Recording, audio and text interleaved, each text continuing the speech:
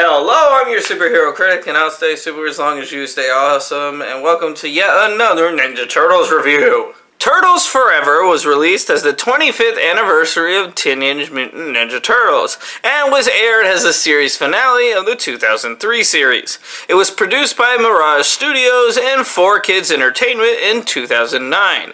The film would be a huge crossover movie combining the original 80s cartoon with the 2003 series, and added a splash of the Mirage black and white turtles, and it would air on July 11th as an edited version with 8 minutes of footage missing.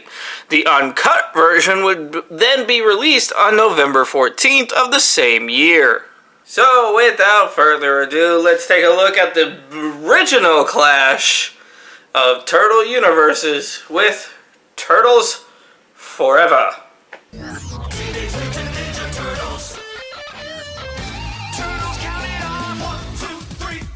We begin in the 2003 universe as the Purple Dragons are hijacking high-tech loot, and the Turtles jump into action. After the title card, we head to the sewers. Splinter is watching his soap operas. Brother, I'm your half-sister.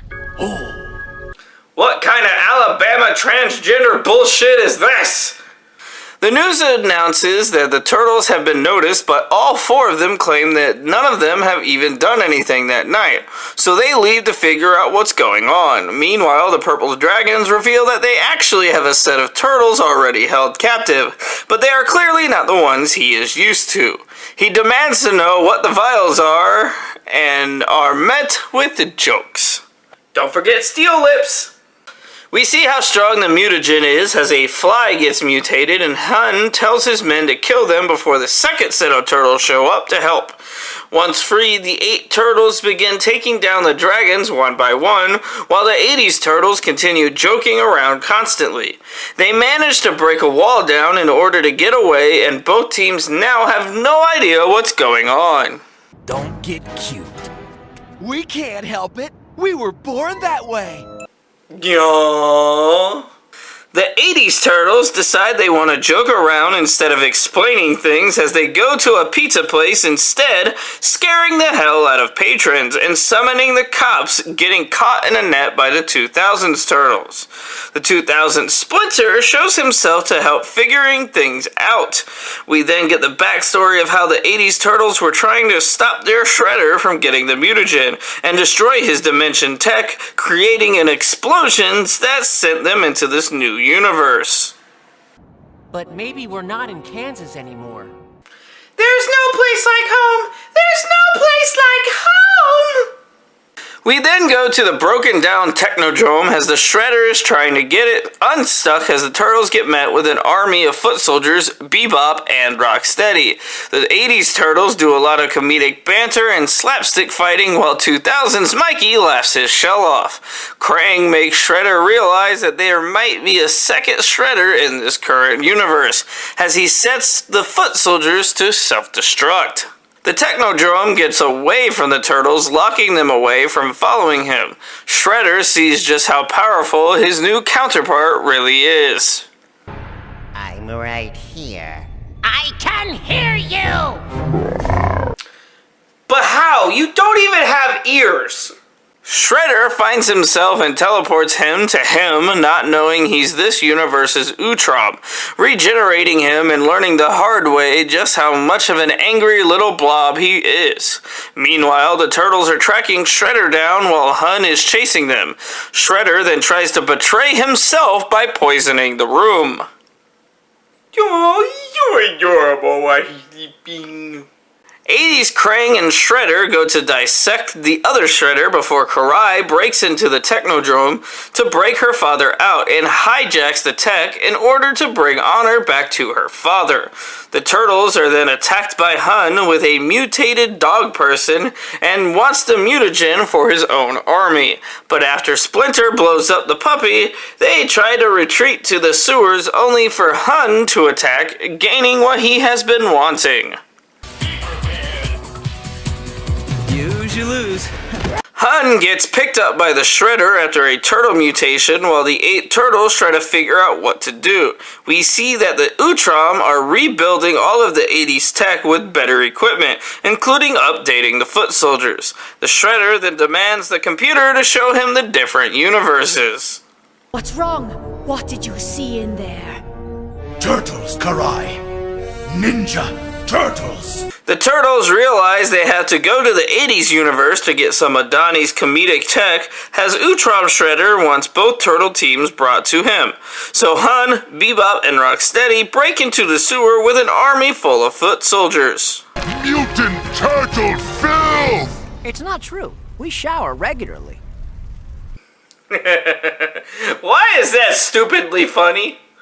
The group eventually get overrun and end up teleporting to the 80s dimension, and Mikey finally has it with all the comedic jokes, only for the 80s April to need being saved out of nowhere. Was that a mutant banana? This dimension is seriously messed up. You can say that again. This dimension is seriously messed up. Why? In the 80s sewers, the Donnies work hard to build the new tech, while Leo and Raph bond with the 80s Splinter. Meanwhile, the Shredder brings the Technodrome to the surface of the world and begins terrorizing the city. The Turtles go to head back to the other universe, seeing the destruction taking place. Casey and April try to do what they can to fight Shredder's forces, but it seems too much for everyone. But we're gonna need a miracle if we're gonna win this game.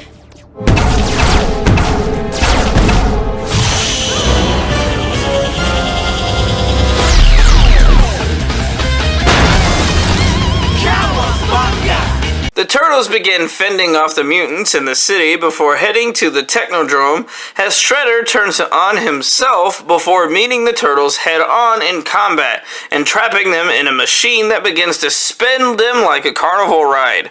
Shredder villain rants as he shows that the 8 of them are not the only Turtles that exist, including the live action, the CGI film, the Japanese version, and multiple different comic book versions, all in order to find what is known as Turtle Prime.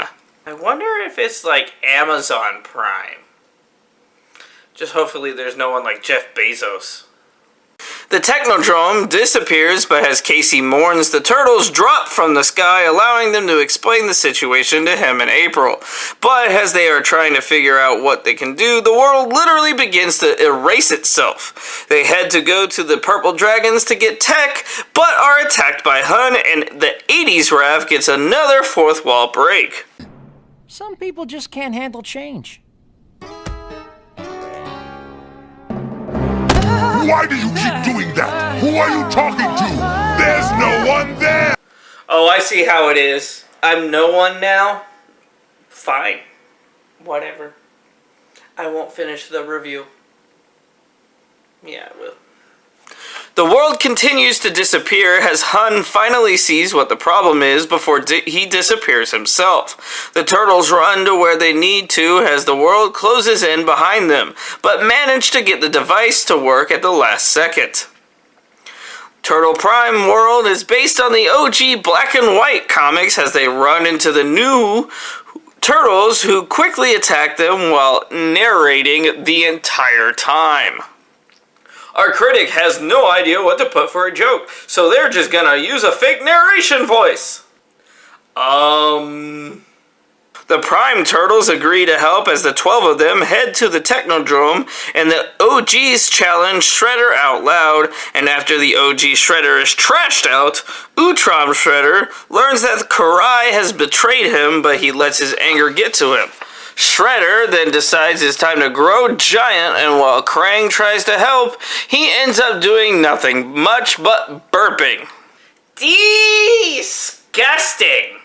All of the heroes jump into action, not having any idea what to do in order to stop this massive villain. The OG turtles jump into the eyesight, making him fall into the beam of the Technodrome. They decide to use their laser against him as Bebop and Rocksteady trip on the plug in order to stop it. But as Shredder figures out, he is connected to the turtles as well, choosing to sacrifice himself just to kill them. 80s Donnie manages to stop him momentarily while exploding throwing stars at Bebop and Rocksteady plug the laser back in.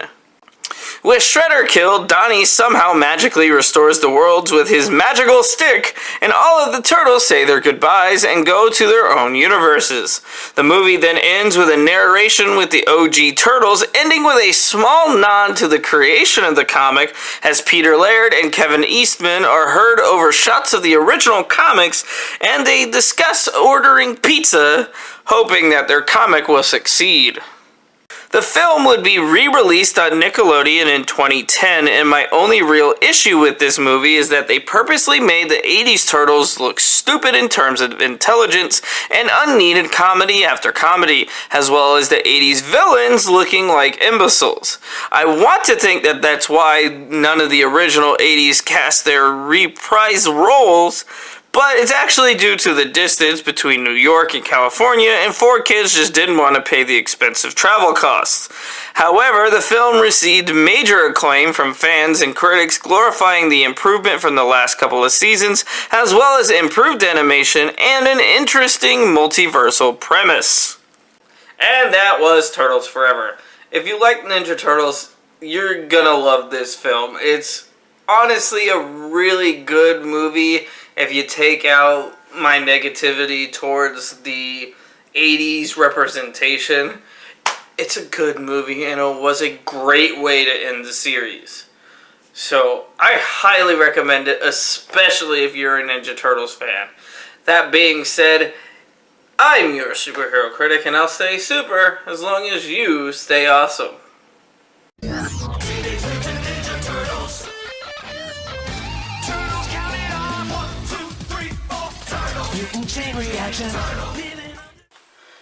Alright, so Alexis normally helps me with this kind of thing, so I don't understand why she's not wanting to help.